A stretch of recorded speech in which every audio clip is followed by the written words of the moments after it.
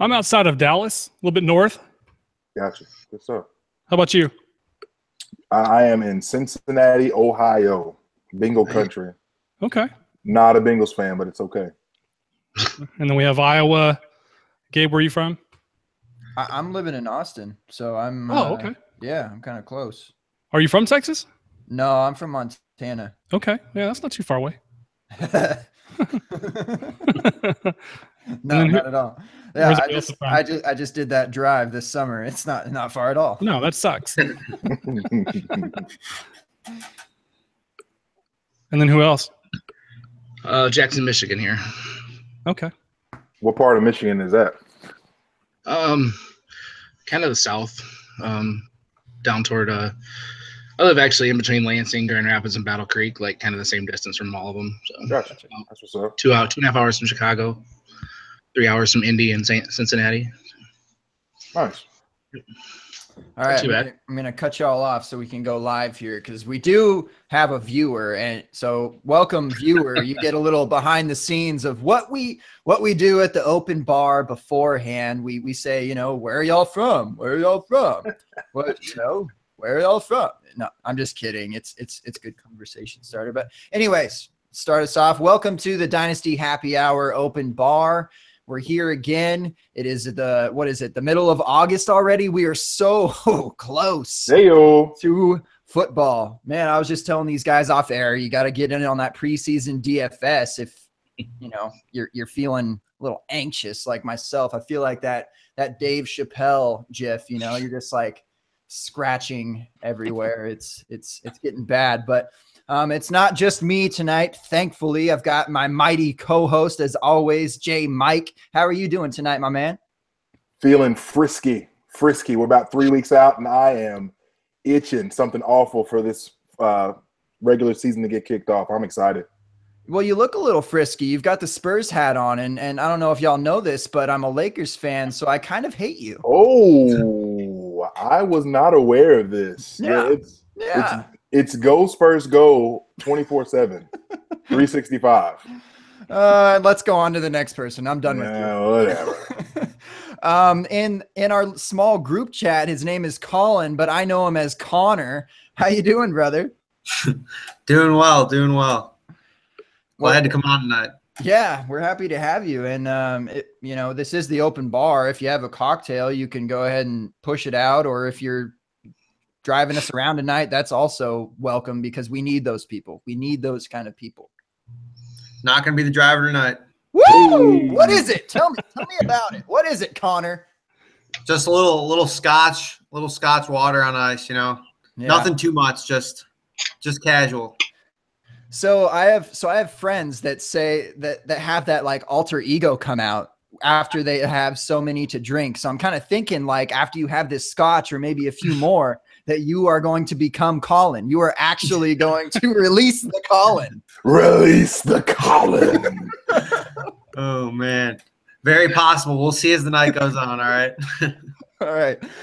Next up, Dwight. We had issues with the homie Dwight last week. We couldn't get him on, and we finally figured. Well, we technically didn't figure it out this week, sort of, but we nonetheless we got you on, and we're happy to have you. So, Dwight, how you doing, my man?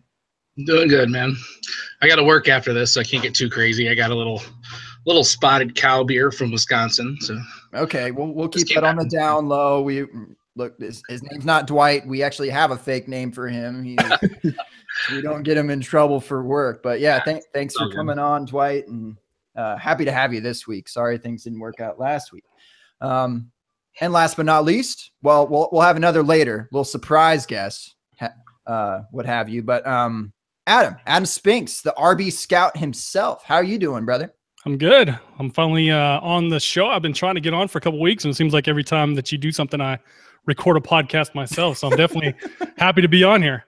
Unfortunately, I won't be your driver. I've made some whiskey sours, so that's what we're going to be drinking tonight. Homemade for my wife. First time she's ever had one, and I think that's probably the last time she'll ever have one. Ouch. Does your wife watch the show? I hope. She doesn't. She doesn't watch anything to do with RB Scout whatsoever. Yeah. She doesn't even know that you have this fucking man cave behind you. I think she's well aware of that. Like, I'm almost certain that door goes to your closet. Like that is a secret door to your house. Yep. Love it. It's nice. Yeah. Yeah, whiskey sours are beautiful. I've got myself. I can't show you, I guess, but I do have a Bow Zone from Montana. I've had it a few times before. I'm colstered up though. You know, Yeti representing Austin. Looking for those free plugs. Yeti, howdy. We're looking for sponsors. Hey, holla at us. Come on, Yeti. We're swinging a little high, maybe. But I don't know. We shout you out every week. Come on, Yeti. But we're here. We're I don't know. If you can't tell, I'm excited about football. How are y'all feeling? I mean, was the preseason enough for you to at least get by a little bit? Did you see anything in preseason that impressed you? Just overall thoughts from week 1 of preseason, because I was hyped. Yeah, I was hyped. I thought it was great. It's vanilla, but at least it's football. Sure. You know, I would watch a scrimmage that's taking place between Jacksonville and the Jets over anything that's on television any day of the week. So yeah, I'm in. Oh, Mike and I are just like crying off to the side. We're both Jaguars fans. That's a shame. So it's a rough life. I can't even like tote Blake Bortles whatsoever. It's just it's bad. But get me out of here. Yeah.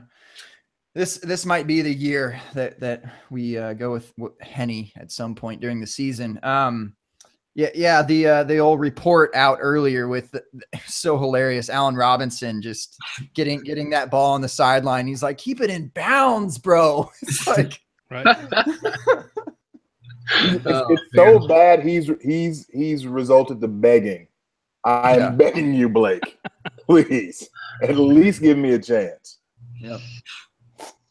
I'll tell you what, this next week, and I hope that it happens, I'm incredibly excited to see Mr. Sammy Watkins in that navy and gold catching some ducks from the big homie Jared Goff.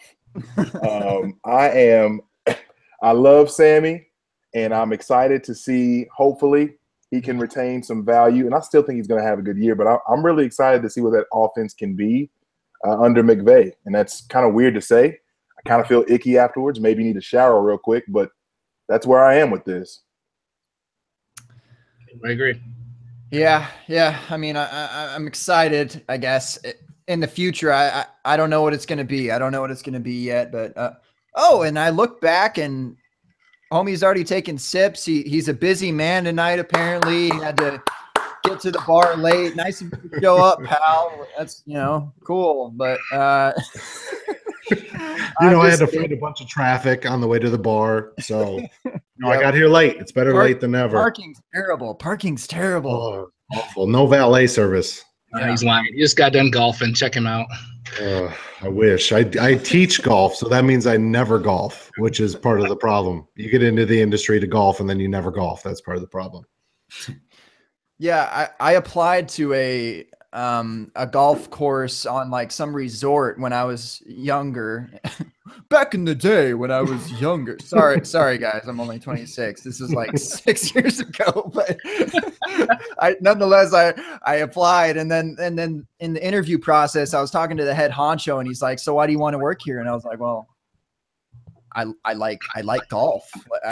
I like golf." So, and he was like, "Yeah, get out of here because you're not playing golf. You're just gonna be, bringing beers around for people." But sorry, welcome, Jake. NFL draft talker. How you doing, brother? I'm doing exceptionally well. How are all of you fine gentlemen doing this evening? Doing great. Fantastic. Doing good, Jake. Awesome. For those that don't know, Jake is basically the fantasy jack of all trades. In his spare time, which I'm not sure that he has any, if you need an avatar, he's got you. Golf game, he's got you. Article for DFF, he's got you. He's a full-time dad, full-time husband. He's basically a boss at life. So basically what he means is I'm not great at anything and mediocre at several things. Something like that, yes. Be humble. Sit down. No, you put out several Abbeys, man. They're at least entertaining. One of my favorites was Travis's over at the hashtag DFF Army. Oh, that was a fun one. Looks like he's just like emerging out of the Grand Canyon or something, and it probably is some sort of Grand Canyon. He's out in Arizona. Yes, so sir. Had to make the connection there. Yeah, that's funny. Well, we were just talking about Sammy Watkins, Jake. What are your thoughts about him in Los Angeles? Sure. I kind of go against the norm. I don't know what you guys have been talking about here, but I think there's a lot of talk out there that his value takes a hit. And I understand possibly this year and early on this season, trying to get antiquated in that offense might not be extremely easy, getting on the same page as Jared Goff. But I like him, and I almost see it as a positive rather than a negative. Thank you. It is a positive, Jake. Yeah, there we go. I like the room that I'm sitting in right now. You have the Twitter universe that always preaches volume for receivers, and then they're going to think that going to the Rams is a negative whenever the Bills threw for the least amount of pass attempts last year. How can you even say that? It's ridiculous. Exactly. It can't get worse, right? Like the situation with the Bills. I never liked that. Yeah, he was never going to go over 120 targets with the Bills. He can do that with LA. Mm-hmm. Did we see what McVay did with Cousins and Washington? Did we see where they were the last couple seasons top 10 in passing offense? Like what are we doing? What are we doing? They're a 550 attempt offense, no doubt in my mind. The ceiling there is so high too, because if Goff actually becomes somewhat decent, then you're looking at a good offense right there. I mean, that actually has a lot of firepower, which is weird to say about the Rams, but if they can turn it around at all, I mean, you have Watkins, Gurley, and then a decent quarterback and good old line that they just added with those guys. Like it's, that's a legitimate team, without defense, which is kind of weird to say, but it's true. And Goff really gets a bad rap. I mean, you can't just count him out right now. He's only, what did he start? 8 games last year, 7-8 games last year. And it was behind Case Keenum. I'm sure the whole time he was thinking like, dude, like, I'm the number 1 overall pick. Like, throw me in, put me in, coach. And, Jeff Fisher is not going to be the guy to do that. So I don't know. I think it was just a bad situation to begin with. Like, if he had started with McVay, I think it'd be a whole different story what we're talking about. And I don't know. I watched a little bit of that All or Nothing. I've been telling everyone about this, that last episode of All or Nothing when they bring in McVay and just seeing him on the field and everything. I don't know. He's just got a lot more passion than what Jeff Fisher's doing. I don't know. I like it. I like the chemistry that's happening in LA for the Rams. Well, I've just never heard anybody in their right mind say that they wanted the wide receiver 1 for a team that led the league in rushing and had 29 rushing touchdowns. I mean, who wants that? I don't want that. I want a team that throws the ball. So yeah, they may change up their offensive strategy with their new coordinator, but they still have an exceptional run game. No one wants that team to have the number 1 receiver. And that's the thing. They went from a run-heavy offensive coordinator to a run-heavy offensive coordinator. So I don't see a big change there in their offensive philosophy. So I'm right there with you. Yeah, it seems pretty easy to set the floor for one of the best running backs, at least talent-wise, in the league at 1,000 yards, and that's okay. That's a pretty good floor. I mean, so what about as far as Todd Gurley himself, Adam, since you are the kind of running back scout, we've got to ask you questions. How does he do on some of the things that you provide? Oh, I mean, last year was a struggle, but a lot of people point to that his percentages versus 8-man in the box or whatever they want to point to. But to me, last year, you have to put the window, and really the last half of the season, his rookie year, because it's just the Jeff Fisher effect. I mean, who's going to play well in that offense that they ran out the last 2 years? No one. Whenever you look at the quarterbacks that he had to play with, I'm not saying that Goff is great, but he was the number 1 pick. So we have to have some hope that he's going to be better than what they had before. And McVay should do a lot better to scheme him into plays where he can actually succeed. But, I'm projecting him to have the same amount of volume that he had last year, which is good volume, but just to get over an average number on yards per carry and to maintain a pretty good yards per reception, which is going to put him at, around 1,200 yards rushing or 1,100 yards rushing and 1,500 total yards. There's no reason that I can't, project that whenever you just look at just volume versus average numbers a running back would have, you're going to have that number. So, I think he's an above average back, so he should be able to beat that. Agreed. And that defense is going to give them a lot of opportunities too. They've never slouched in the past 5-6 years, and a lot of those same guys are around. I mean, between Ogletree and Quinn and McDonald. So it's good. Dwight, thoughts at all for you, my man? Yeah, I agree. I don't feel like they gave up a whole lot to get Watkins either. And if it doesn't for some reason work out, he's a free agent next year, right? They declined. His option was declined, right? So I believe he's a free agent next year. If for some reason it doesn't work out, I think it's a much better situation for him overall. Mm-hmm. Watkins is going to give him a chance to be the focal point, and just as long as he can stay healthy, and it's always a health issue with him. So, yeah, I'm buying him. Yeah, the whole foot thing with Watkins. Yeah. Supposedly the third one's a charm, though. That's what they say. And Gabe, I feel like we're maybe we're not burying the lead like I think we are, but I think we're kind of burying the lead. There's something we've got to get to as it pertains to news from the last week. What, do you want to talk about Jordan Matthews now? Yes. Oh my goodness, to the Bills. Like, no, I don't want to talk about Jordan Matthews. But I'm so glad you went there. What, that the Jaguars beat the Patriots? Yes, sir. Kenny Galladay? Come on. Can he go today? Yeah. Can he go today? Am I right? Yeah. No. Exactly. So Ezekiel Elliott, obviously the six game suspension comes down, and Connor, I'm interested on your thoughts on this. Obviously, the 6 game suspension comes down. It looks like I think they set the date for the 29th for the actual appeal hearing. Is this the worst case scenario for all of us drafting? I feel like this is like just the worst. Yeah, I would pretty much say it's near the worst case scenario. And I guess I have a few drafts coming up in the next week that are all like in those fantasy championship things where you get thrust into that pool in weeks 14 through 16 to potentially win like 200 grand, 250 grand, stuff like that. So me and my co-owners are like, if he's like clear by week 14 through 16, where do we take him? Cause he's going to be running full speed by then, or if his suspension gets reduced, like all that, like, what do we do? So we've been kind of on the fence there, and it's really killer for fantasy owners, especially in fantasy drafters around now. So I don't know. I mean, the approach that we're taking is that if we can get him on the 2-3 turn or like late second, I'm gladly taking him, because I think I found a few strategies. I think you can fill in players the first few weeks, even if he is suspended the full 6. So 2-3 turns where you feel comfortable. Where you guys feel comfortable taking Zeke, if at all? How many people are in those leagues?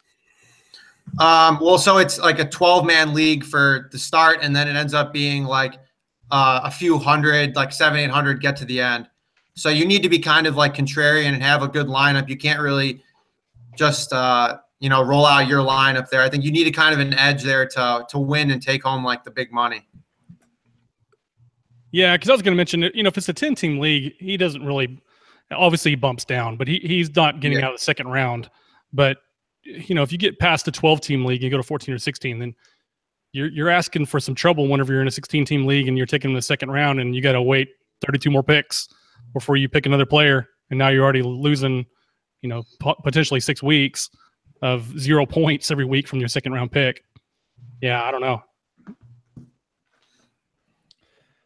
Yeah, a lot of people really aren't into it, and like in regular leagues that doesn't feature that like high stakes ending, I guess I'm not touching him. I'm not really drafting him at all, just because of the risk, and you have to fill in for 6 weeks, and then his schedule in the championship. I think he has to play Seattle at Seattle, I believe, or maybe it's at Dallas, but either way, it's not a good scenario there for like looking at the last few weeks. So I mean, it's just he's a tough buy for me right now in those kinds of leagues.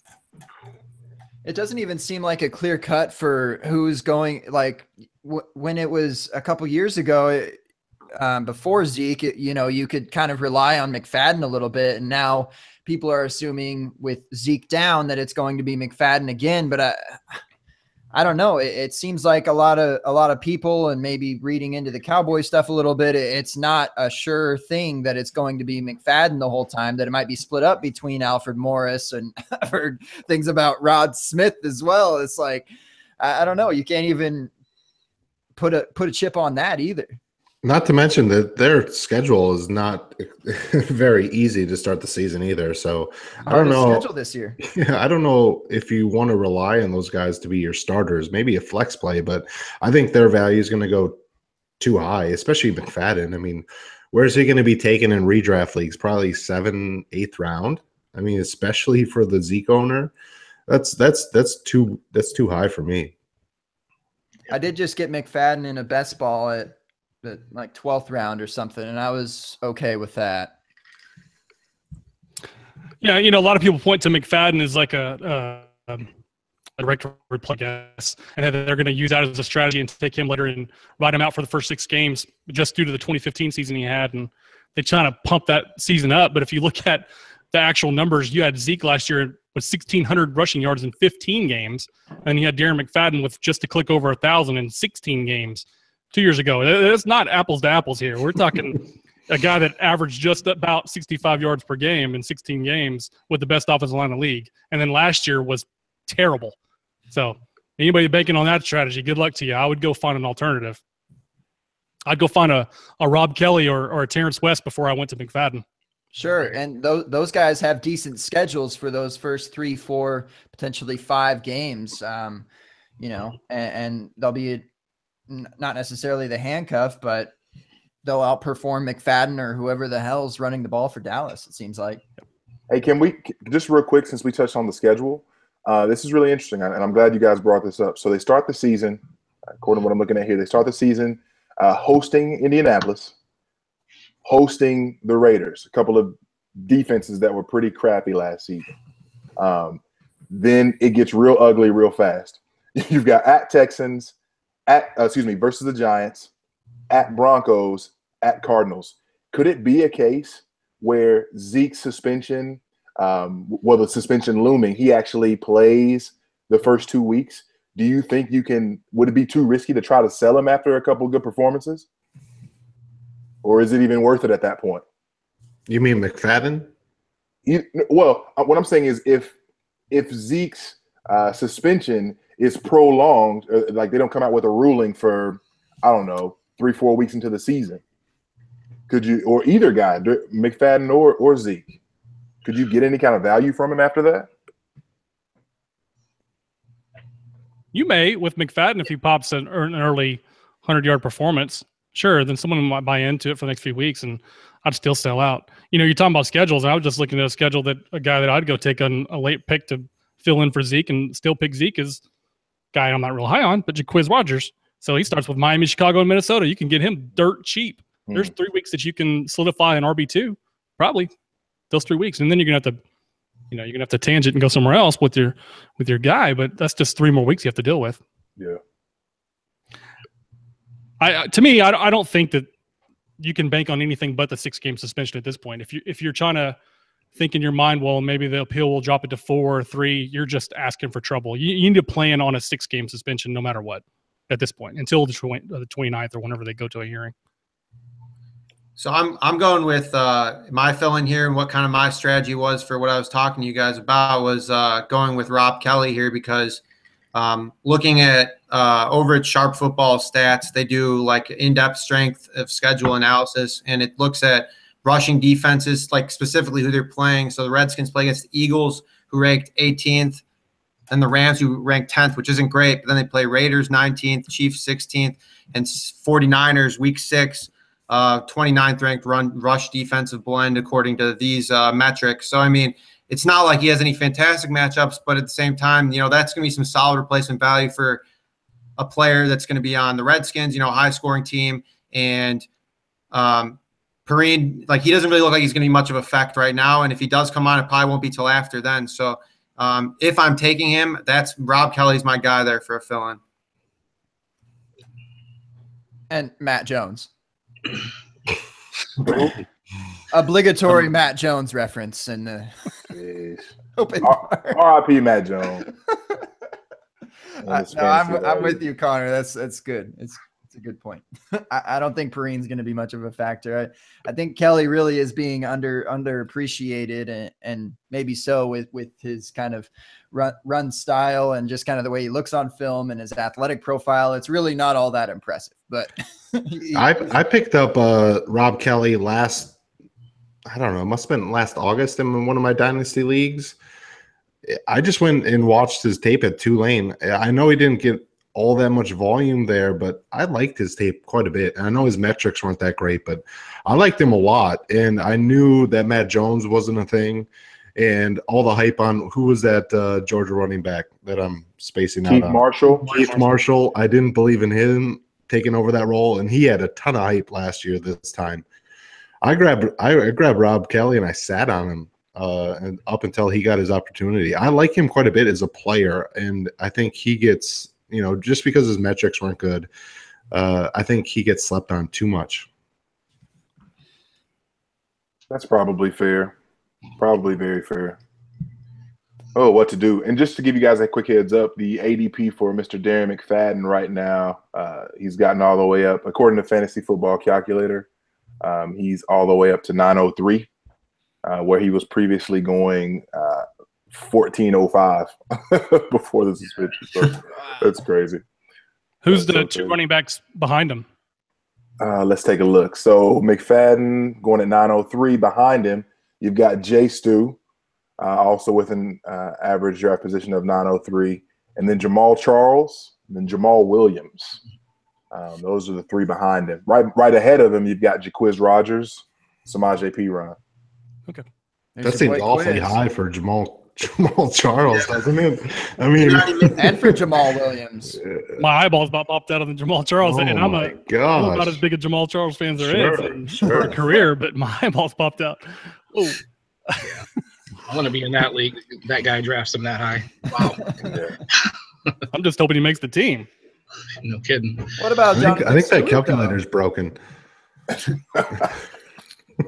do like Jonathan Stewart though over. I don't mind that. Yeah, as kind of a replacement there for 3-4 weeks, because I'm sure he's still going to get the. I know Cass there, but I'm sure he's still going to get the work for at least a little bit. And who knows how they're going to use Cav? Maybe they won't even be punching it up the middle like they do with Stu. So I'm all right taking that versus McFadden. That's so interesting. And even looking behind that, like you've got guys like Latavius Murray, Matt Forte, Jeremy Hill, and Theo Riddick for your PPR league. So it gets really interesting once you get to that 9-10 round mark, just in terms of dart throws for you. So Riddick's a no-brainer for me. I'm taking him over McFadden. Yeah, every PPR league, like why not? Why not? Yep. McFadden has absolute zero value after week 8. So the last part of your season, 8 through 13 for regular season, he has zero value. So at least with Jonathan Stewart and Theo Riddick, they have value throughout the entire season. And you could say the same statement for Alfred Morris. Like, again, we don't even know who it's going to be. Right.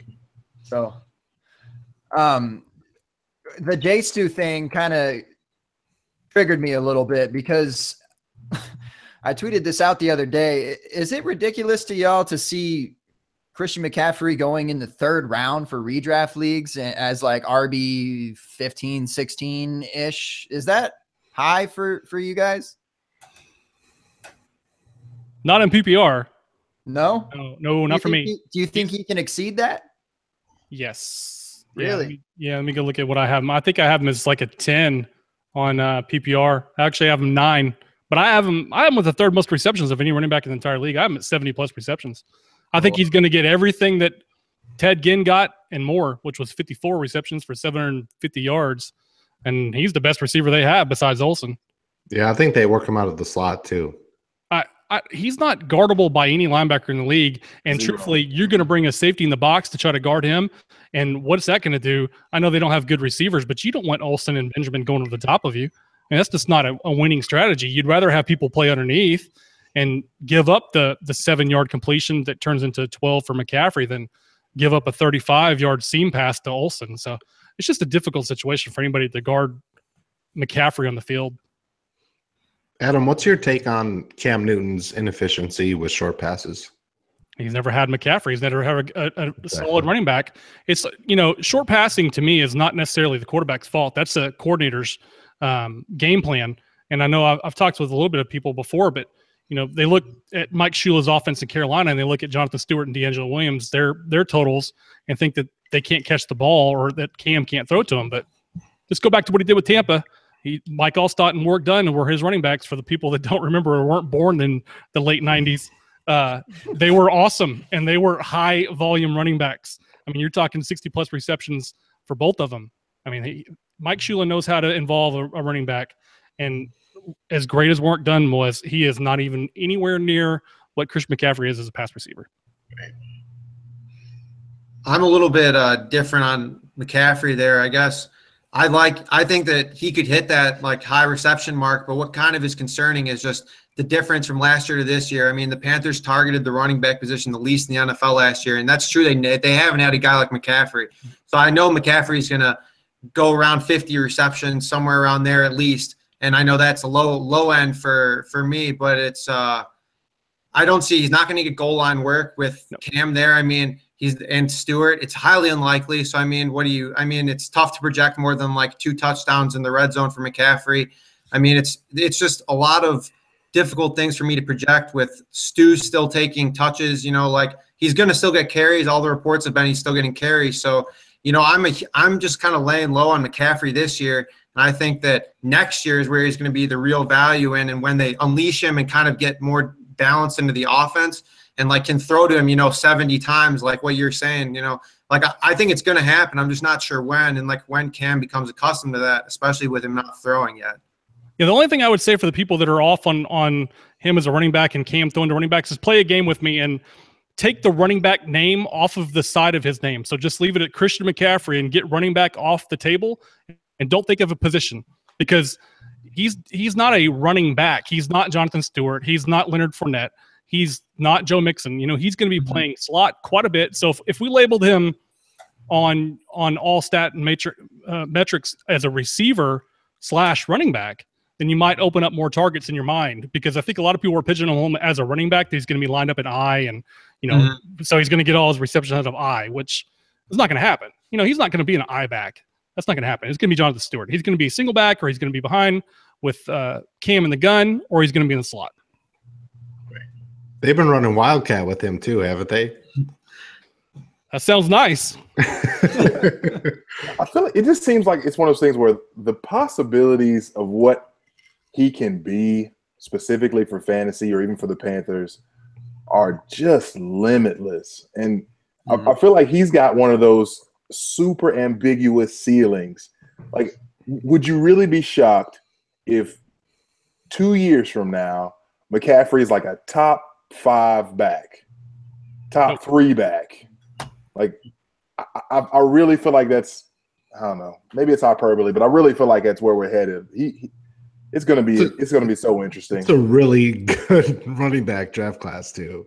Yeah. Well, Connor's spot on the touchdowns. That is a problem, because any running back that went to Carolina other than Fournette has the Cam Newton problem. That's the shotgun formation draw that they run at the end zone. Good point. He's going to take all those opportunities away from McCaffrey. They may gadget it up with him and Samuel in the backfield down the goal line, but you're talking a limited amount of roll. His touchdowns are going to need to be coming outside the red zone on long plays. So that definitely, sure, I can agree that limits his upside.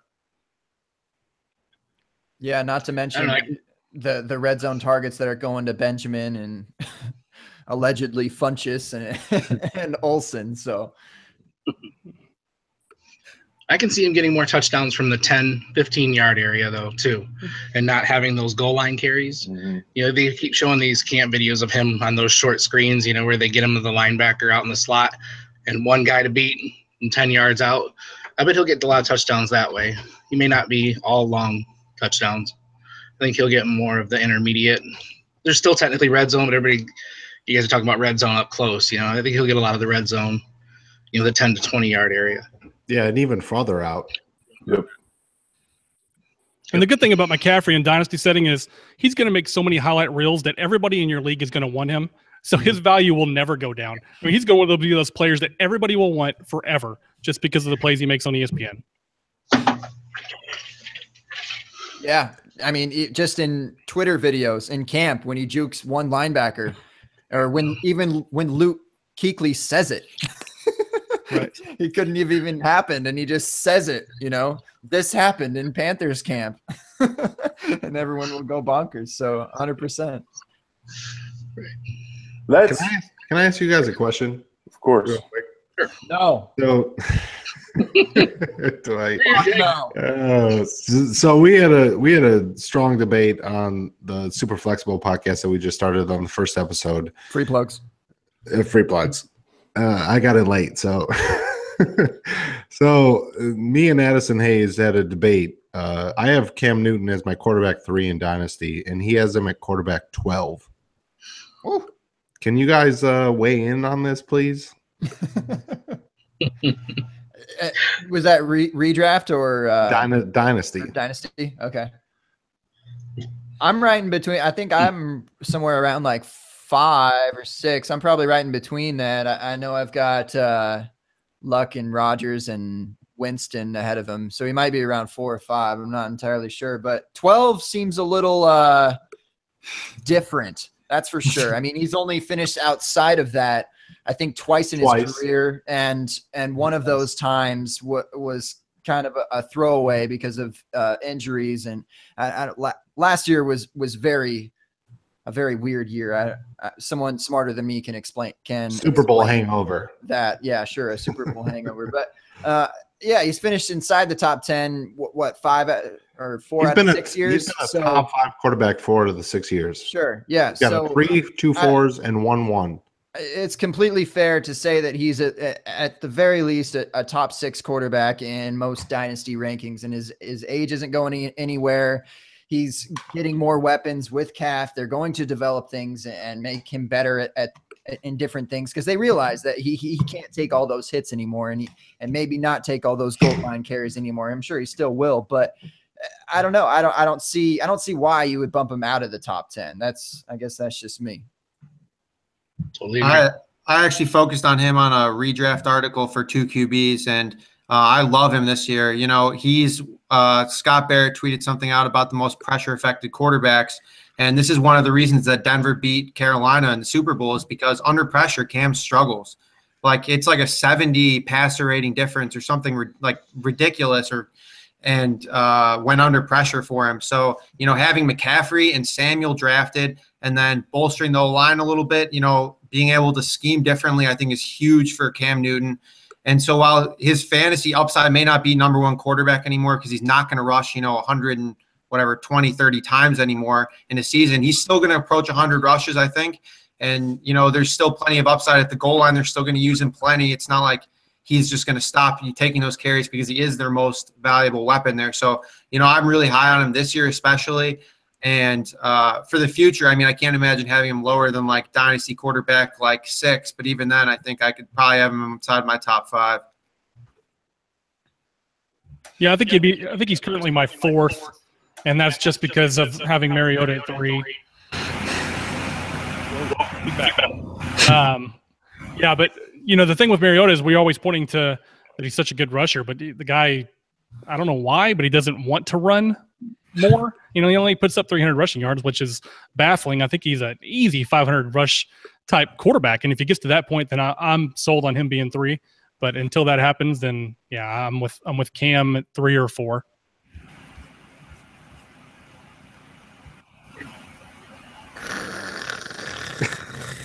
Sorry. I agree with you guys. Dwight, what's your take, buddy? Yeah, 6 or 7. I like him. I worry about the beating that he takes, and I think they need to do a little more with the offensive line still. It's a big issue with him. He's still going to get the goal line carries. If he doesn't, though, I can definitely see him falling out of the 6, 7 range. That's got to be the guy who argued 12. That has to be his only basis for putting him at 12, is that his rushing is just going to go away. That's the only way I could see it ever going that low. J. Mike? You can't see it dropping to 0, right? I mean, it's not like a case where – I mean, he's not drop. It's not going to be a case where, Cam Newton rushes for less than 300 yards or something just absurd. Like, I don't even think that's within the realm of possibility. Currently, when I look at the DLF ADP for August, Cam's going at 7, which is about, I would imagine that's about where I would have him, somewhere in that range. I like all the guys that are in front of him, Rodgers, Luck, Russ Wilson, maybe I put Jameis behind him and Derek Carr behind him. But I love Mariota. So, yeah, I would imagine Cam's right around that top 5 for me in Dynasty for sure. Sorry, I was listening to that the whole time, but I had to mute everyone to try and figure out who the hell was doing the feedback frenzy. Turns out it was I don't even remember. Oh, it was Connor, I think. Connor, I think he got a little feedback. And Dwight and Adam, you're going to have to unmute yourself on your end so you can get back into the conversation. But Connor, I'm sorry. I muted you. I'm kicking you off the island just temporarily. You can unmute yourself and check back in whenever you please. Okay, now Connor's mad at – okay, great. Now Connor's mad at me just because I muted his ass. Come on. Like, you can't just treat guests like this, Gabe. I did. No one will ever come on the way you treat them. All podcast hosts this bad? Come on. Oh, my gosh. This is why we can't have nice things. The sponsors won't like that, right? Not in the least. My goodness. We're trying to pay some bills. Jake, the only way you're gonna have Cam at 12 is if you decide to rank 2 people older than me at quarterback, 38 and 40. I'm 37, so you have to pick Breeze and Brady to be at 12. Yes, that's the only way. So I was gonna say, I was just looking at ADP. He has Breeze at number 4 and Brady at number 6. Is he planning on dying in the next 2 years or what? That's what I don't understand. And he's like, well, a 2-3 year window. I understand that, but age has got to be part of the consideration when, especially we're talking superflex leagues here. This is not just standard dynasty. This is superflex, which even inflates the argument that age becomes a bigger problem with quarterbacks because we all understand how hard it is to replace that level of quarterback in the superflex league and the amount of equity you have to give up to get a top 5 quarterback in superflex league. So it drove me crazy. And then he put up a Twitter poll and 68, I think there was over 200 votes. It was just like a 2-day poll. 68% said that Cam Newton was closer to quarterback 12 than 3. Come on. I've been playing dynasty football for 20 years. I live by the 3-year window, but I don't live by the 3-year window with quarterback. That's ridiculous. They played for 15 years at quarterback 1. 15-year window. Yeah. Come on now. We got a guy in our league that's had Drew Brees for 12 years. Well, exactly. Killing people at that position. Right. Doesn't make sense. Welcome. Anyway, is there any feedback now? Welcome back, Colin. I'm back.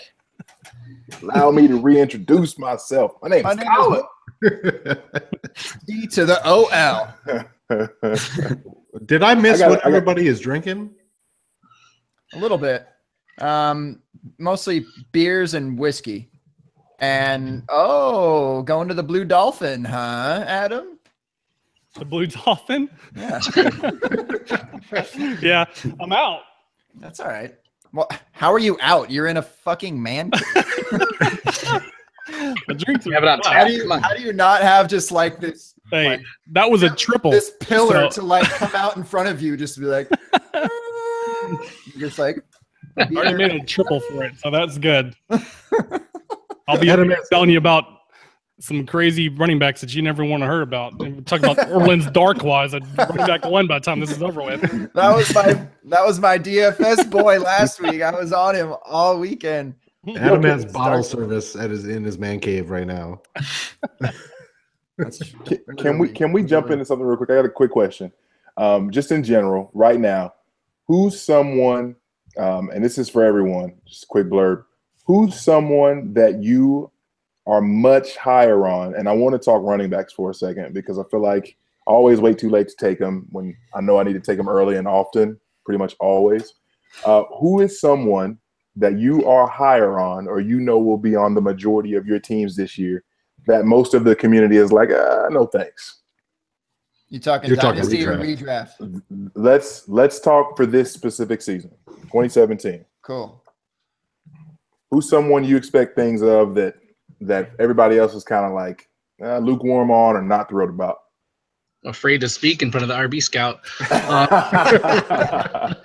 Blaspheme if you dare. Just mute me, get it over with. No, for me, it's Paul Perkins. I still love him. I still love Paul Perkins, man. I just from the eye test, watching him last year, whenever he got on the field, he seemed to do stuff. Like he seems very electric, and I like watching him play. And he's just now with all this, like the Orleans Darkless stuff and stuff coming out of camp, it doesn't look good. But I still have him on a majority of teams, and where you can get him, I'm still getting him. Yep. Even with that offensive line. Yep, even with the offensive line. Even with the passing volume. Yes, the passing volume. I'm just Hey, Mike, you're not the fucking running back scout, okay? J. Mike, you don't get to attack his takes. He's asking the same questions I was asking. I'm not taking him in the third round, but I mean, if I can get him in the 8th, 9th round, I'm going to do it. See, I am a student at the school of RB Scout, man. Give me a break. They're texting right now. Yeah. No, that's my issue though with the Giants with Perkins. You know, I'm not a big Perkins fan, but forget the fact of Perkins or Gallman, but they can't block anybody, and they're going to be in shotgun as their base offense. And I just think that Vereen's a better receiver, so I just think that Vereen will be on the field more than people expect. But you know, if they can run the ball, then yeah, I'm sure Perkins is going to have such a high volume that you have to like him. But I just don't think they can. No, and I'm just curious, of everybody's thoughts on just various people, because I feel like that's really interesting to be able to talk through and look at some of these guys that a lot of us or a lot of people in general aren't excited about. And Paul Perkins certainly fits that bill. I mean, I don't know the upside. I don't know what that looks like, but from a talent, you think he's a pretty good talent. But what does that look like in New York? So what else for you guys? Anybody else throw one out? What do you think, Jake? I think I know who Adams is. Everyone does. Yeah. I don't know. I think, you know what? I think his is Duke Johnson. But what I'm going to go to is I've fallen out a little bit of redraft mode. So, but for me, where I've seen, you know, even best ball leagues, Doug Martin going in the 8th, 9th round for his potential upside. And I mitigate risk quite a bit, and I want guys that can win me my leagues. And you have to love that Doug Martin produces stellar seasons every other year, and he's coming off an awful year last year. But show me a guy in the 8th round that can has the same kind of upside as Doug Martin. That's my guy in best balls in redraft. Is a mid to late kind of guy. That's my guy that I can take there. I'm not worried about the first few weeks, but can come back if he's right. And the thing is, reports have been that he's in probably the best shape of his career. Give me that guy in that offense, and I think he could win me my league potentially. I wasn't listening. Who did you say? The muscle hamster. I just can't. Yeah, too many beers today, guys. Doug Martin, huh? Yeah. Good. Nice take, Jake. It seems like you're going to really agree with me now, Gabe. Sorry, I was just trying to give you shit for coming late onto my show. Our show, excuse me, J. Mike, our show. No disrespect. All right. No, serious thoughts on the muscle hamster. That was just a joke there, but for those who would like to chime in on Doug Martin, please do. Ew. We got an ew on Paul Perkins. We got ew. This is like truly what you wanted, John. I just want to know. I want to know that I'm getting Doug Martin from rookie season or 2015. I don't want 13, 14, or 16 Doug Martin. Like that much I know. And I don't know what that even means. I don't even know what this offense looks like at this point. What did they even do last year from a passing standpoint? Give me a second. I want to pull this up. So last year after like week 4, I believe, they became one of the most run-heavy teams in the NFL. So there's a good Doug Martin bid right there as they changed from going pass-heavy to run-heavy. So they seem to like that approach more at the end of the season. And that's apparently what they're going to stick with. So if Doug Martin is in the best shape of his career and can take over that role, he's going to be valuable. Now, if he's actually good or if that works out, I mean, that's to be determined, and that's why his ADP is low. But, I mean, in that point, especially if you're taking, like dart throws right there, he's got as much upside as anyone in those rounds. Then why do we – then why go out and pay Deshaun Jackson? Why draft O.J. Howard if you're not trying to unleash Jameis? I mean, for my opinion, O.J. Howard's going to be mostly a blocking tight end for this year, and I know that's maybe contrarian a little bit, but – I mean, he's a great blocking tight end, and he's going to be unleashed more as his career progresses. But as we know, tight ends take a little while to progress. And Deshaun, I mean, they needed a field stretcher, and that's not all he is. And they're going to take long, deep shots. But I mean, I don't know. It just seemed like what they were successful with last season. So if they change their identity, they definitely could. But from what I've been hearing, it's just going to be more run heavy and then efficient passing out of Jameis deep to either Deshaun or Evans whenever he needs. Yeah, so the thing with Martin is he's played well whenever he's healthy, and there's no reason to think that he won't be healthy after 3-game suspension. So when he comes back week 4, he should be, we think, 100%. So that's a plus. And then as far as Deshaun Jackson, one thing that Martin in a run-heavy offense can open up is play action. So play action over the top to D-Jax that's murder for a defense whenever you get safeties biting up to stop the run and you have him over the top, or even Evans over the top for that matter. I think that's part of their stance, and having Howard as an inline blocker and someone else that can play off play action as well. I would think that'd be their base offense, is to try to establish run and run play action off of that and play good defense. I'm not on Tampa. I can't get completely on board with it, but Tampa, I'll buy Quiz late if I'm a Zeke owner, just because he's a good fallback plan. But I think Martin's still a play. Is there any chance Quiz keeps the job? No. Or is just pesky enough to mitigate Martin? A lot of people point to Quiz's year last year, and they look at that as something that's a baseline for going forward. But if you look at the years before, it's not very pretty. All I'm hoping for is just to get 3 decent games out of them in the 3 years or the 3 weeks that I need them if I'm a Zeke owner or just someone that's struggling at the running back position playing 0 RB for 3 weeks versus 3 bad offenses or defenses. That's all I'm looking for. Plus, you can get Quiz late if you take Doug Martin in those middle rounds.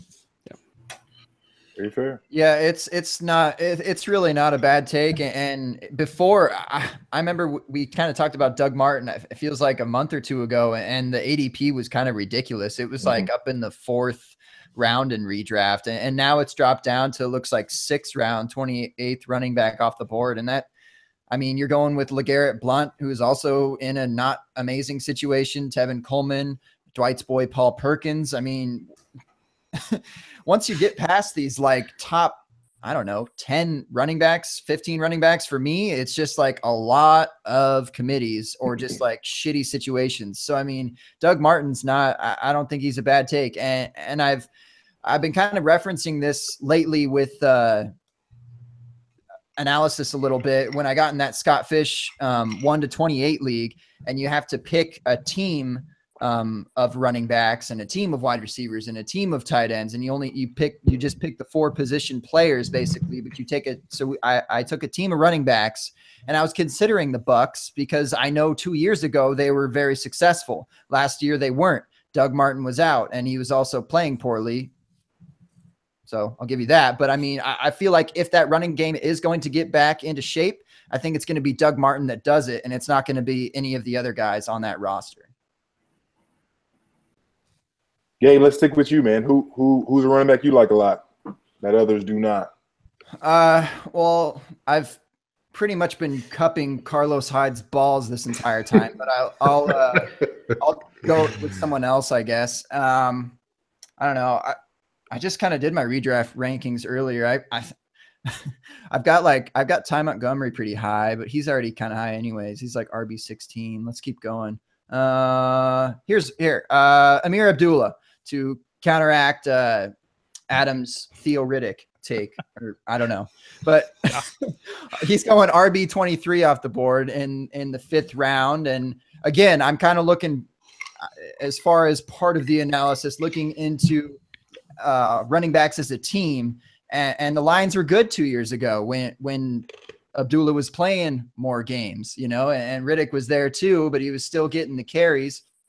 And last year it wasn't so good. They weren't so good as a team. They were forced into throwing more. And I know I've read reports a little bit about him getting kind of maxing out around 200 carries ish, and then it might be more dependent on touchdowns or just how he is in the passing game. But, he's pretty good at that. So he's just as good as Riddick, if not better. That might be a hot take because everyone just loves Riddick anymore. But he's able to do all the things on the field that people want to do. He might not be able to be that kind of workhorse that people want. At best, he can be LaShawn McCoy, but at worst, he can be like fucking Keith Marshall or something. So with injuries related, but I think I've got him as a running back 1 this season in my rankings. So that's who I'm swinging on. So you definitely see 250 plus touches for him this season. Touches, yes. What about carries? Carries, I guess I kind of believe the coach speak. I think it's smart to keep him at around 200, or else potentially he could aggravate something, and the lower body extremities seems like that's his thing with his foot and his knee and blah blah blah. But he's good in open space. It's what he is really good at, and if he's getting carries on top of that, and I didn't even mention Zach Zenner, I'm not sweating him. Okay, so it's going to be Amir Abdullah and Theo Riddick. Zenner, I would be worried about the goal line touches, and maybe it's that Christian McCaffrey kind of argument that he may not get the touchdowns in terms of goal line carries, but hopefully he can kind of have a sort of outlier year in regards to getting touchdowns from the 10 to 20-yard line area. Yeah, and that's my problem with Amir Abdullah. He's not a goal line back, and he's not the receiving back. So how is he going to get 250 carries in that offense? That's my problem. I think at running back 23, I don't think he has RB1 upside. I think his upside is maybe a middling RB2, and I think he's one of the guys that I'm actually avoiding, especially in the 5th round of redraft leagues. Yeah, I don't blame you. But I mean, we haven't seen a whole lot of him either in what his true kind of potential. So how do we know that he's not the goal line back? How do we know he's not the pass catching back? I understand that those other players exist, but what if they put him in that situation in his 3rd year and just give him the reins and then he just flies with it? I mean, I don't think he's had a true opportunity yet. Well, I'd agree with that. The only thing I am concerned, just like Jake is, with the receiving, just because Riddick's not just a good receiver. Riddick's one of the best receivers in the league. He's a 5 catch. He's a 5 catch type receiver per game. So when you just start looking at numbers and you start subtracting his totals from Stafford, you run into an issue when you start trying to project Abdullah with 50-plus receptions, which is a lot of people thinking that's going to happen. I can't see 2 running backs on Detroit having 50-plus receptions. But I will say this about about Abdullah. I may not be high on him, but he is just a Riddick injury away, and that's not asking too much from serious potential. I'm with you. At that point, if Riddick was down, he's probably top 16 on my list. That's not asking for much. Just as a point of reference, top rusher on the team last season in terms of attempts was Riddick at 92. Dwayne Washington had 90, and Zach Zenner had 88. So they're all clustered together there, right there, just under 100 each. And I think they were trying to figure that out, like they were just going with Washington, going with Zenner, because they kind of had to. And Abdullah was out. I mean, you can give at least 150 of those to Abdullah, and I know that's not quite towards that 200 goal yet, but it's getting there. I could buy into that. I think I have him at 200-plus touches on projections. I'm pretty sure that's where I'm at, but that still puts him, as a possible RB2, low-end RB2 on my list. He's gonna need 250-plus touches to be a running back 1. That's for sure. Yes. I have concerns about that offensive coordinator wanting to rush that much as well, though. That's heavy offense. Stafford threw the ball almost 600 times last year, so that's what gets scary. Love the player. I think he's awesome talent. Awesome talent. That's interesting. Connor, what do you say, sir? Who's your guy?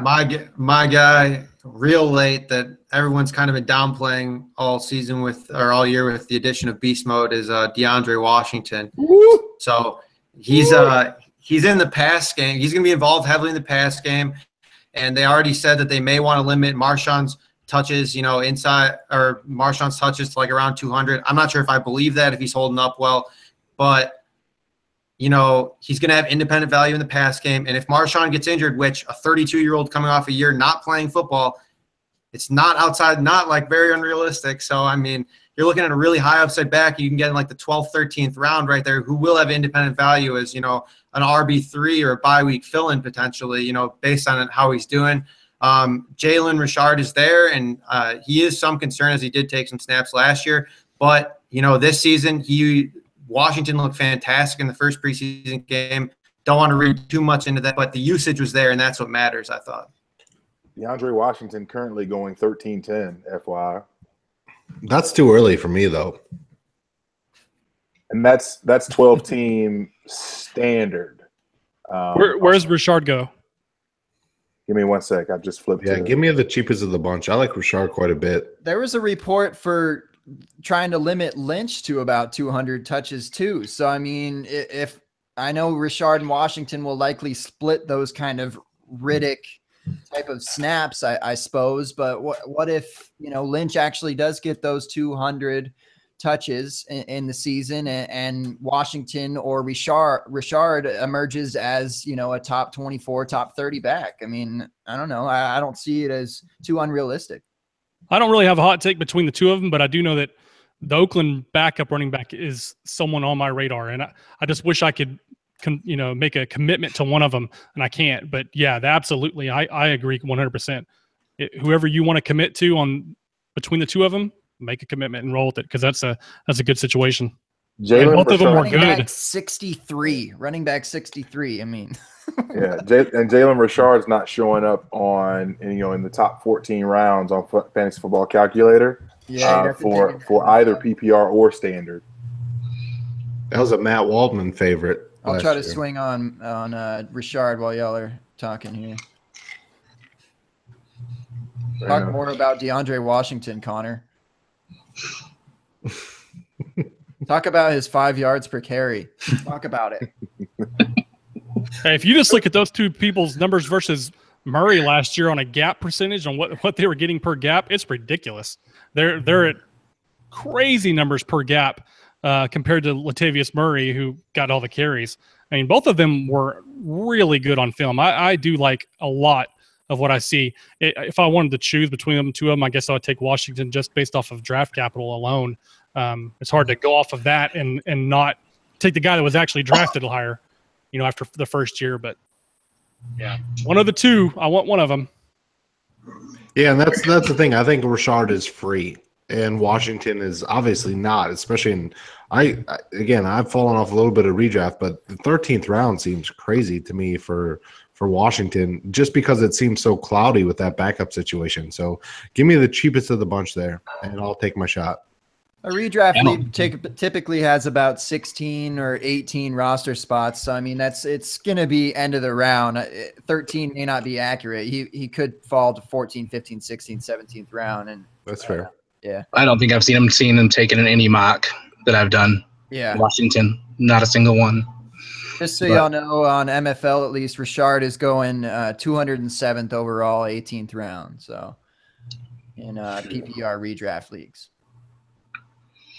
So right at the end there as well. I mean, I think even though they say Washington's 3 rounds higher, or 5 rounds higher rather, they're both kind of just darts. And on MFL, he actually says he's a 15th round. So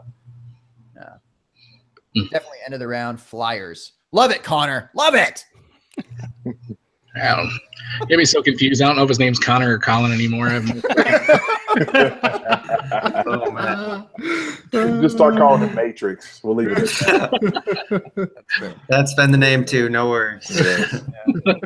All right, real quick, I just want to toss Keanu. this guy out there as like a little hand grenade. I hope it kind of goes crazy.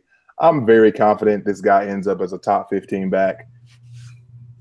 Yeah, that sounds like I'm very confident. Sigh. CJ Anderson. Can we? Are we? Can we not? Can we not rally around the guy? Myself. Do what? What you say? Do I have to what? mute my- I don't see why we can't get with the guy who literally has a dead man walking behind him, along with Devontae fumble my first carry Booker, and Whatever, man. and literally and so I don't think Denver's offensive line can be as bad as they were last year. So and I'd like to think that Simeon or someone is about to at least be competent, which it could happen. I don't know, but from a talent perspective, I really like CJ Anderson. When he's healthy, I feel like he's a good back, and I think that this is an opportunity. Again, I don't see how it looks a ton different from last year, outside of the fact that he got hurt. I think he can be a talented player this year for fantasy. Where's he going in redraft? CJA is currently going as running back 24, 5'10", and that is in PPR leagues. Yeah, I have a expletive laced rant on the internet somewhere about him. I've trusted him the last 2 or 3 years, and he's just burned me so bad. And that's the thing. That's the thing. I think I've watched the Broncos games, and I love him. And he's open all the damn time underneath for passes, and they won't pass him the goddamn ball. Every time he runs 15 yards, they get a holding. I mean, oh my God. I don't know how many. Oh, yeah. Was that the Panthers game? Was that the Panthers game where he was just losing his mind, making plays left and right, and they were holding every Sunday time? Night Football. And oh my God, man. Oh. Hey, Dwight, tell me how you really feel. I'm kind of there with you, though, because I was on CJ Anderson early on, and it seemed like every single week was freaking Ronnie Hillman ruining my life as I would start him. So he's just the biggest tease there possibly is. You know, I'm not going to draft him just because of what he's done to me in the past. I'm kind of like Dwight. Yep. I'm done. I reach a certain point with someone and I'm just done. I don't think Denver's going to be very good. I don't buy into the crazy talk of them winning 9 games. That's nuts. I don't think either quarterback's very good. I don't think their offensive line's very good. I'm going to have to be out on CJ Anderson. I'm going to be out on all Denver running backs unless I can get a late last round pick on Jamal Charles and just pray that his knee is good. Maybe I'll take a flyer. But how about D'Angelo Henderson? We're talking about dynasty leagues here. Sure. Yeah. I'm out. I'm out on CJ, so he's going to be top 5 this year. At least now I know why you were hesitant to go on the take. yeah, no doubt. And that's the thing. So I feel like the opportunity is going to be there for him. I feel like he, as a player, is a good football player. I think, and this is the kicker, he has, just like you both said, Dwight, Spinks, you both just said, I've been burned too many times by this guy. He's not on my radar. In most home leagues, I feel like that's going to be the voice of so many people saying the exact same thing. I'm not fooling with CJ Anderson. I'm not fooling with Denver. I don't want him. And he's going to fool around and fall to like 6th, 7th round in those leagues. And people are going to be stealing what I think at least is a borderline 1. So, and that's where the narrative always shifts. Yes. Right? That's where it always shifts when it seems like a certainty that finally this guy has showed us that he's been drafted too early, too often, and then finally he breaks out. And I agree. I like CJ Anderson as a player, and I might listen to football guys too much and Cecil Lammey is homeboys with CJ Anderson, so I probably get too much insider information from Cecil, but I like him as a player, and all reports have been he's looked good this training camp. And I'm with you there, John, that if you get him in the 6th, 7th round, there's not that many running backs that have his kind of upside. So I'm right there with you, John. I haven't been burned though, like Dwight and Adam. So I'm not coming from that we perspective. could be added to the list. See you next year for the therapy meeting. We might have some tombstones right next to these guys after the season. You know, one thing I do like is whenever you're on someone like that, where you're high on them and the consensus is not, is that there's really no reason that you're not going to be able to get them in every single draft that you're in. You know, and if you're right, then you're going to be hitting good. Absolutely. We have a spot next to you at the therapy meeting next year. We'll have a reunion next year. I was the same, man, last couple years, and I'm 1 year away from doing the same for Carlos Hyde. So yeah, you were ready to cuss me out in the chat when I said something about Ryan Matthews possibly landing in San Francisco, and then now you're like, well, I'm a year away from just being done. I believe I said something along the lines of "shut your whore mouth." Yes, I believe that is verbatim. Yeah. Why wouldn't he go to Baltimore or San Diego? I think San Diego sounds good. San Diego's like, dude, screw you. We've done this before. I think San Diego's where he's at now since they don't have a team. But yeah, I'm with you. They need to take the plane to Los LA. Angeles. Thank you. It was bound to happen. Thank you, Adam. Nice. All right. Do we need one more? Okay. Yeah, we need Spinks. Adams, right? Yeah. Right, I'm not going dumpster diving. I'm going to the very top here. David Johnson, sure. Nope. Yeah. And it's not going to be Gillespie. It won't be Jay Ajayi, but it will be my other person I've been touting all offseason, and that is Leonard Fournette. And this should make the two of you happy. Leonard Fournette. Shit. I'm in, man. I am so in. I am 100% in. The foot is fine. As long as he's practicing next week, I don't care about this week. I don't even care if he gets another carry in preseason.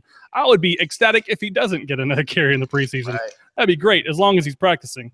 But with the Zeke suspension, if we're looking at redraft, then Fournette will be my new RB4. So I am 100% in on him being a high volume, high output player with high touchdown upside. So I think he has 300 plus touch, 1,500 plus total yards, and 10 plus touchdowns. And you know what? I've said it before, and I'm not a Jacksonville fan like you two, and I will stick with it, even with as crappy as Bortles is. That team has a solid chance. And this may not be what you want to hear. It's not 12-4 at being 8-8, between 7-9 and 9-7. That team will come in second in the division. Oh, you heard it here first. I don't know if this is a real report, but in one of my home league dynasty leagues, let me pull this up real quick because they sent a picture that there was something online. Let's see. There was a report. I can't even see where it's from, but 6 quarterback options to replace Blake Bortles. And I don't know if this is real, but liked by Jalen Ramsey. Oh, no. And one of my hot takes in the podcast was that Blake Bortles gets replaced by after week 6. I just do not believe in him. And I do worry about Leonard Fournette's injury, just ability to stay healthy, just because the way he runs. And it's not necessarily the foot and the ankles that scares me so much. It's just he's so violent, almost like Thomas Rawls. He doesn't like to go out of bounds. He likes to take on contact.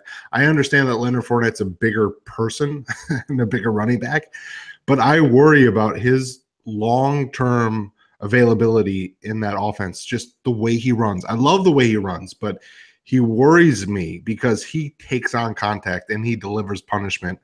And yeah, we'll see. I have some concerns, even though I like Leonard Fournette quite a bit.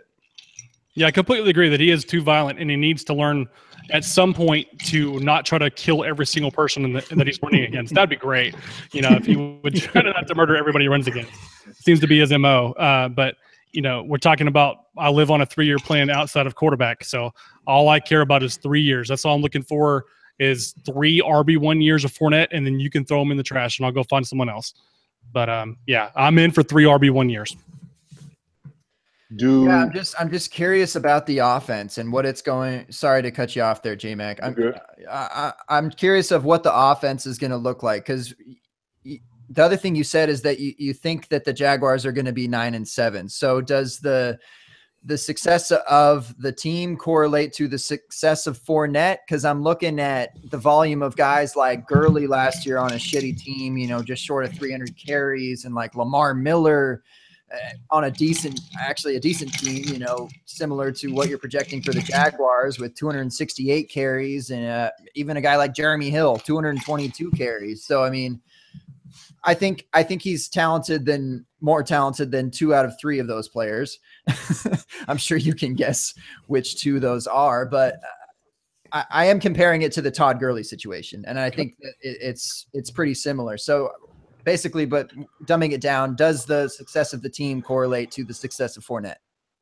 Yeah, I think that they're going to play a game plan of running the ball and playing solid defense. I think they have a very good defense.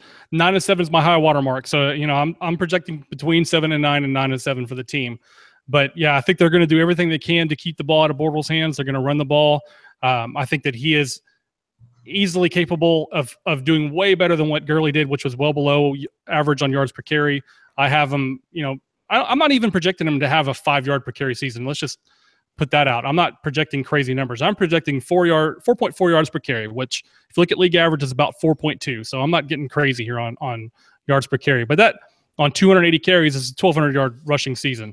And I think that they're going to do everything in power to get him that type of volume, because that's the way you win for Jacksonville. It's not running Chris Ivory, and it's not running, you know, TJ Yeldon.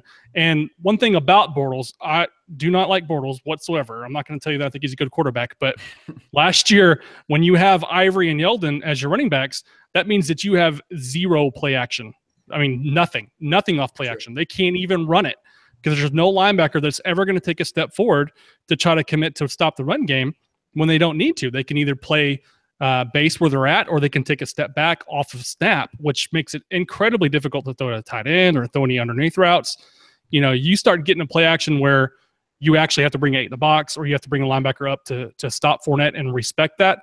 I think you're going to see Bortles at least look better on film. He's still going to make some ridiculous throws that go 4 yards into the ground, you know, after 5 yards. So that's just something's going to happen, but you have to live with that. But yeah, I think that just giving a quarterback the option of play action is a huge advantage for a team. What's your take on their offensive line? That's a big part of my concern as well. Well, I like Cam as a run blocker a lot. I think Cam Robinson's a very good run blocker. I don't know how well he is in the pass game, just because it seemed like a lot of times last year he was on the ground a lot, and I don't like to see that in a tackle. You know, I'm not a big fan of seeing any offensive lineman that's getting up off the ground when the play's over. That's always odd. Seems like they need to be a little bit more balanced than that. But he's a grader, and I think Parnell's a grader too. So I think that they have decent tackles as far as run blocking. Once again, pass blocking could be suspect, but yeah, I think Marone is hell bent on running the ball and playing defense and taking the ball out of Bortles' hands as much as possible. If he gets anywhere near 600 attempts, I will be shocked. This should be a sub 550 plus or sub 550 attempt passing game and a 300 plus rushing attack from one guy, you know, if possible. I don't have him projected at 300 carries, but I have him at 281, close enough. Yeah, that's my game plan if I'm Jacksonville, and I don't know why anybody would suspect that they would do anything different. And Jokel's gone. That's a great thing. Yeah, you know, and with the Albert signing, in my mind, I thought, yeah, okay, Albert's had some good years. Last year he was pretty bad. And the thing is, you can't think that Albert leaving is a negative now, because the guy clearly didn't even want to play. Exactly. So you can't have a guy that doesn't want to play football and think that because he leaves is a negative, because I'll take Parnell that wants to play over Brandon Albert that isn't really sure if he wants to play or not. Right. Hey, Gabe, just so you know, Gabe, when we look at the RB Scout redraft rankings, and Adam, I'm curious of this. So we look here. The consensus on Fournette is 10. You currently have him at 5, running back number 5.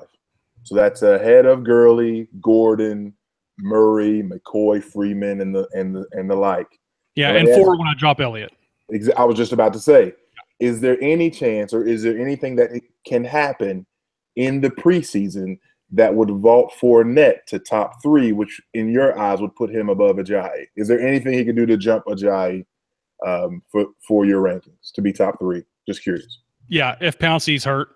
If Pouncey gets hurt again, or if Tunsil can't play left tackle and shows that he's not capable, which I don't think is possible, That would be the only thing that keeps. Yeah, I think I like Tunsil a lot, so I think that that's pretty solid for me. I really like Ajayi, so I've been pushing his wagon all off season as much as I've probably done anybody maybe than Gillisley.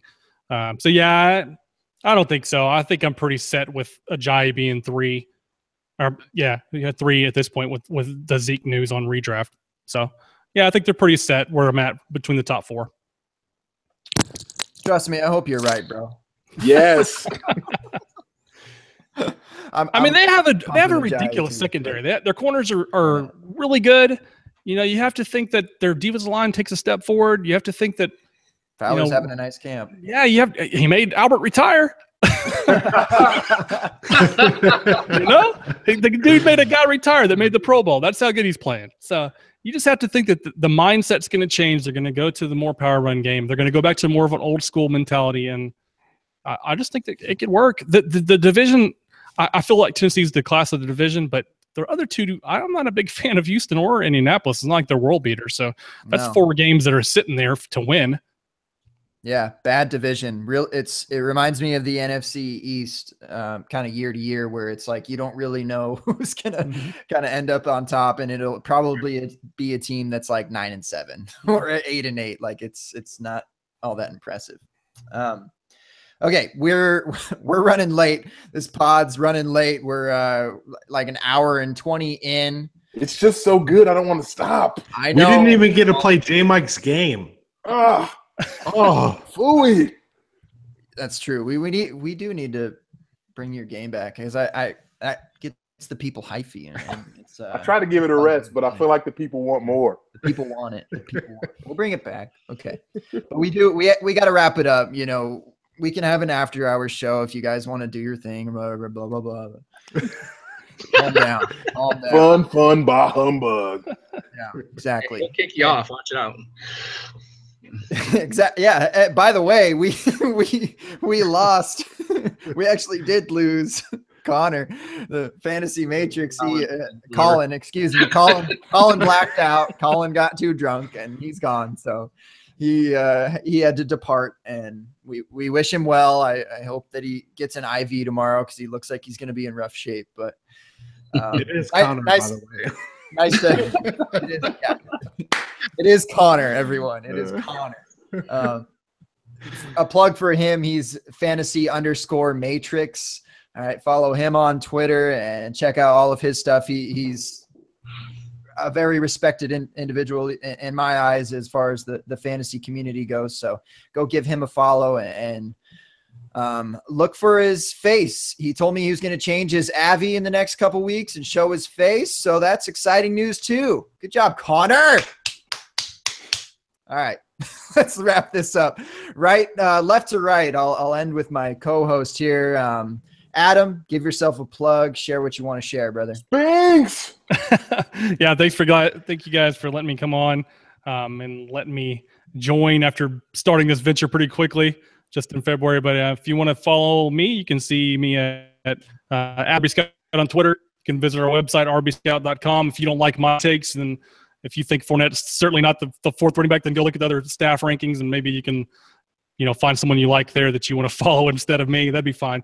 And then you can go on YouTube. We got some videos, or you could go with our video partner, which is Dynasty League Football, DLF. We partner with them for video content for Dynasty, and I have a page over there that you can go find for the content that I provide. But other than that, yeah, thanks. Seriously, Adam, huge fan. I don't want to be on here sounding like a fanboy, but man, you guys do great work. Thank you. Thoroughly enjoy the pod. Thoroughly enjoy your videos. Thoroughly enjoy your feedback and the research you guys put in.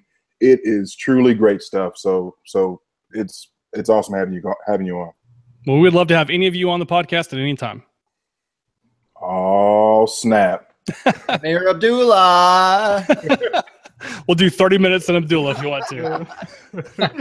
No, just 6 months in the game, and you're well renowned. So yeah, shout out to you, my man. You're doing great work. I love the visuals, and it's all really good stuff. So go give Adam a follow on Twitter. Dwight, what's up, dude?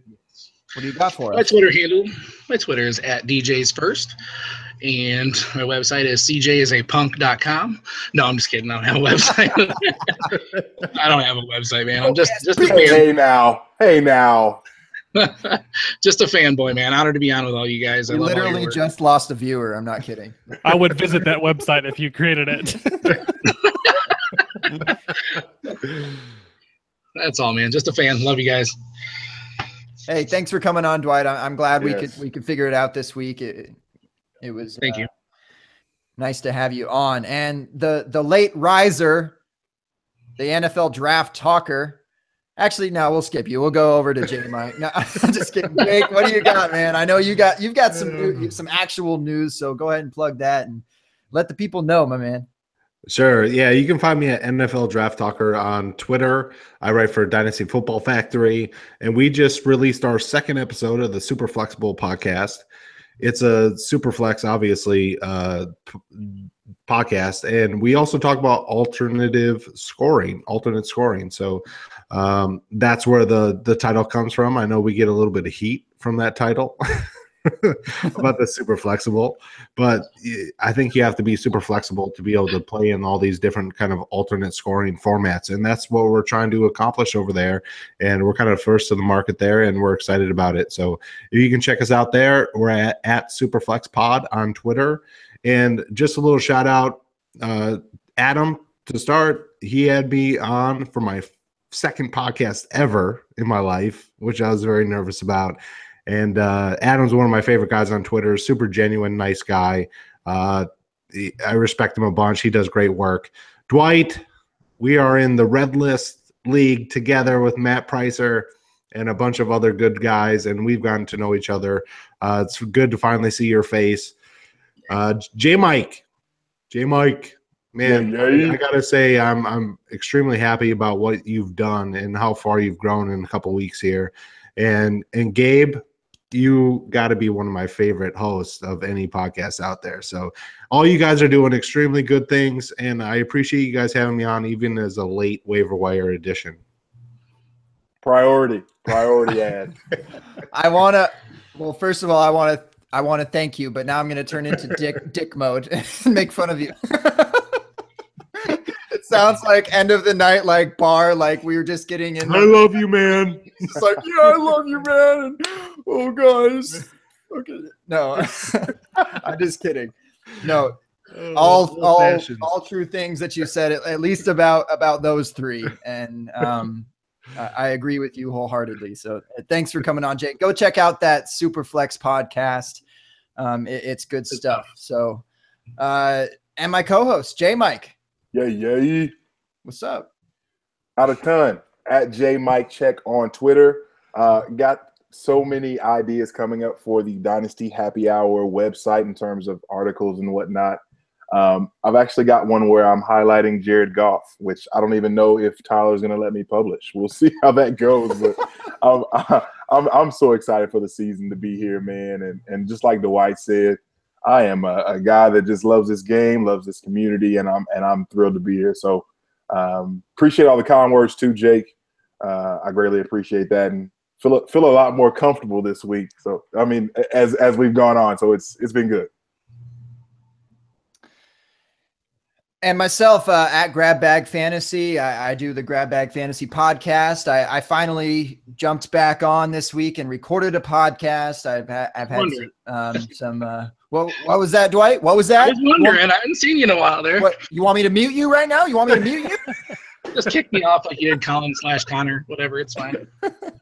I know I've been weak on that a little bit, and it's been a busy few weeks, but I'm back on. I'm back in. I actually do, as you mentioned there, Jake from Matt Price in the Red List League. So I got him on the pod, and it's a good one. It's a good one. Releasing it tomorrow. So excited about that. Hit me up on Twitter if you want to get on that podcast. It is all about you. If you have a dynasty team, and the co-host, of course, if you want to, you're easy to find, but I'd rather have a dynasty team. So hit me up there. And this is the Open Bar. We do it every Wednesday, 9:30 Eastern. You can kick it with us for an hour or maybe an hour and a half in this case.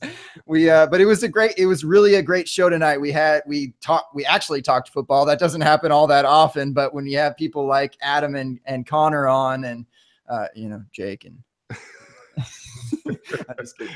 That kid.